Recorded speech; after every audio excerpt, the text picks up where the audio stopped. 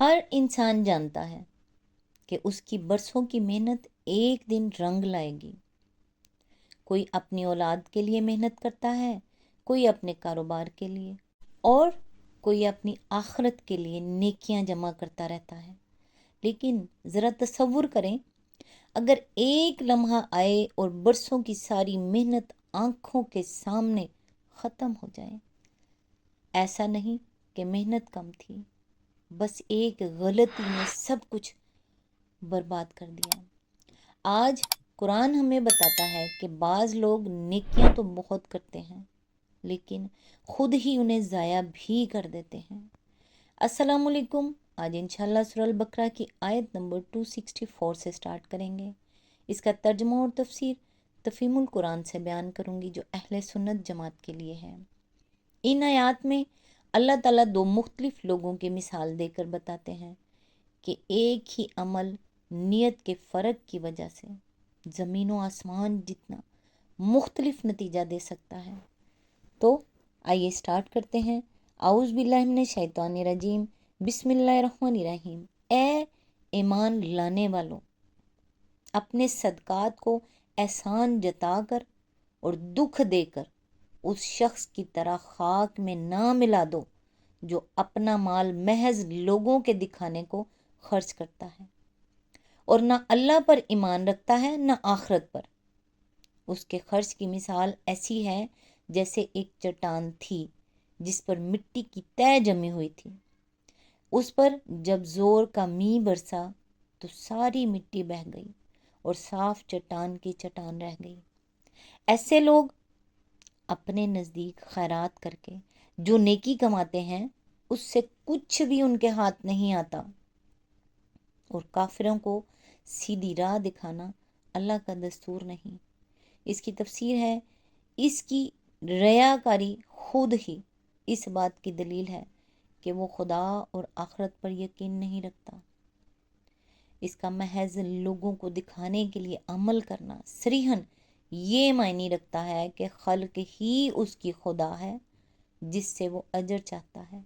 اللہ سے نہ اس کو اجر کی توقع ہے اور نہ اسے یقین ہے کہ ایک روز اعمال کا حساب ہوگا اور اجر عطا کیے جائیں گے۔ اسی آیت کے ضمن میں آگے فرمایا، اس تمثیل میں بارش سے مراد خیرات ہے، چٹان سے مراد اس نیت اور اس جذبے کی خرابی ہے جس کے ساتھ خیرات کی گئی ہے۔ مٹی کی ہلکی تہ سے مراد نیکی کی وہ ظاہری شکل ہے جس کے نیچے نیت کی خرابی چھپی ہوئی ہے۔ اس توضیح کے بعد مثال اچھی طرح سمجھ میں آ سکتی ہے۔ بارش کا فطری اقتضا تو یہی ہے کہ اس سے رویدگی ہو اور کھیتی نشو و نما پائے، لیکن جب رویدگی قبول کرنے والی زمین محض برائے نام اوپر ہی اوپر ہو اور اس اوپری تہہ کے نیچے نری پتھر کی ایک چٹان رکھی ہوئی ہو تو بارش مفید ہونے کے بجائے الٹی مضر ہوگی۔ اس طرح خیرات بھی اگرچہ بھلائیوں کو نشو و نما دینے کی قوت رکھتی ہے، مگر اس کے نافع ہونے کے لیے حقیقی نیک نیتی شرط ہے۔ نیت نیک نہ ہو تو ابر کرم کا فیضان بجز اس کے کہ محض ضیاع مال ہے اور کچھ نہیں۔ اسی آیت کے ضمن میں آگے فرمایا، یہاں کافر لفظ ناشکرے اور منکر نعمت کے معنی میں استعمال ہوا ہے۔ جو شخص اللہ کی دی ہوئی نعمت کو اس کی راہ میں اس کی رضا کے لیے خرچ کرنے کے بجائے خلق کی خوشنودی کے لیے صرف کرتا ہے، یا اگر خدا کی راہ میں کچھ مال دیتا بھی ہے تو اس کے ساتھ اذیت بھی دیتا ہے، وہ دراصل ناشکرا اور اپنے خدا کا احسان فراموش ہے۔ اور جب کہ وہ خود ہی خدا کی رضا کا طالب نہیں ہے تو اللہ اس سے بے نیاز ہے کہ اسے خواہ مخواہ اپنی رضا کا راستہ دکھائے۔ اس آیت سے جو سبق ملا وہ یہ ہے کہ کچھ لوگ نیکی کرتے وقت اللہ کو خوش کرنا چاہتے ہیں اور کچھ لوگ نیکی کے ذریعے لوگوں کی نظروں میں اچھا بننا چاہتے ہیں۔